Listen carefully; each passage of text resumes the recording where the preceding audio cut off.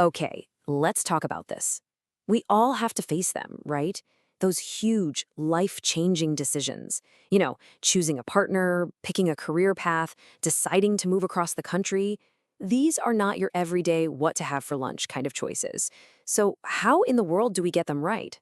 Well, today we're diving into a really powerful framework for tackling these big ones, and it's all drawn from Stephen Johnson's fantastic book, Farsighted. No, really, think about it for a second.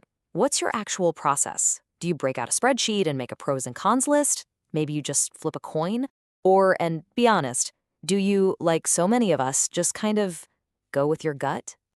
So here's the thing. The book argues that for the really big stuff, just relying on our gut instinct, that fast, emotional, almost automatic thinking, can be a real trap. It tends to give us this super narrow focus when what we actually need is the exact opposite, a slow, deliberate, rational process that takes in a full spectrum view of the problem. That's the farsighted process.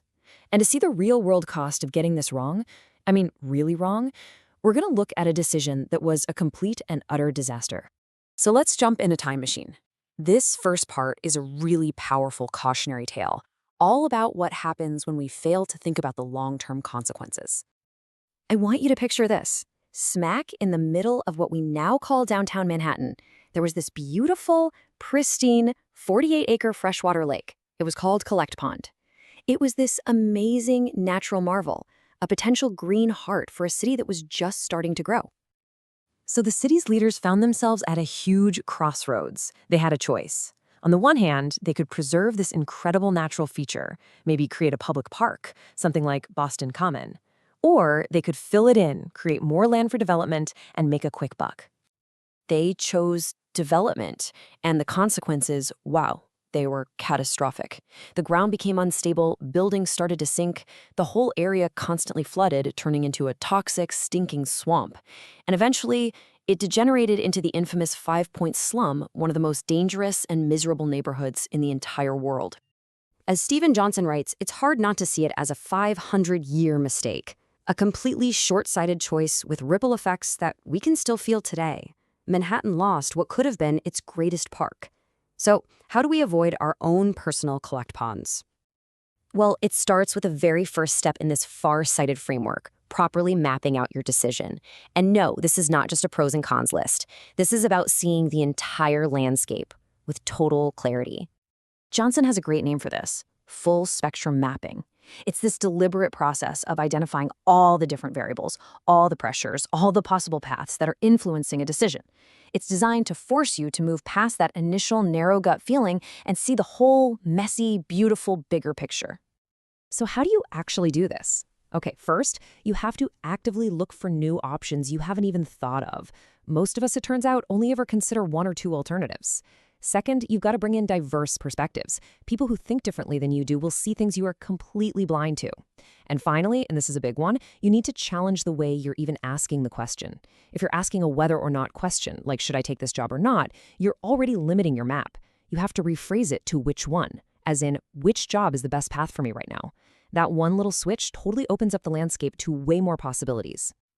Okay, so once you've got a good map of the present, the next step is all about peering into the future. We have to try and simulate the potential consequences of our choices. Now, to get better at this, there's a really powerful analogy from a researcher named Philip Tetlock. He basically found that there are two kinds of thinkers. You've got hedgehogs, who know one big thing, and they try to cram every problem into their one grand theory. And turns out, they're pretty bad at predicting the future. Then you've got foxes. They know many little things. They use all sorts of different tools. They're open-minded. They know things are uncertain. And here's the kicker. The foxes are consistently better forecasters. So how do you think more like a fox? Here is an awesome tool. It's called the pre-mortem. It's so simple, but it's brilliant. Here's what you do. Imagine it's a year from now, and the decision you just made has failed. I mean, it's been a total disaster. Now, work backwards and write down every single possible reason why it failed. This little exercise forces you to get around your own biases and blind spots, and it reveals all the hidden weaknesses in your plan before you even get started. And the pre-mortem is just one tool in the toolbox. You can also use things like scenario planning, which is basically creating detailed stories about different possible futures. Or you could use a red team, a group whose only job is to poke holes in your plan and find its flaws. War games do something similar. The goal of all of these is pretty simple. It's to rehearse the future. So, what does this look like when the stakes are as high as they can possibly get? Well, let's look at one of the most successful complex decisions in recent memory, the raid that killed Osama bin Laden. Just look at this timeline for a second. This decision was not a snap judgment. It was a slow, careful, 9-month-long process. It started with what they called a divergent phase, exploring every possibility, before they moved into a convergent phase, using tools like scenario planning to narrow things down. This is the absolute opposite of a gut decision. And yeah, they used the entire Farsighted toolkit. They ran tons of scenarios for everything that could possibly go wrong. They had a red team whose whole job was to argue that bin Laden wasn't even there. And crucially, analysts were constantly asked to rate their confidence levels in percentages, which forced everyone to admit how uncertain things really were. And then, when President Obama was presented with just two options, a risky raid or a destructive bombing, he rejected that binary choice. He sent his team back to the drawing board to find more alternatives. That's wisdom in action. Okay, so this all sounds amazing for military operations or big city planning projects, but what about us? How does this apply to our own big personal decisions?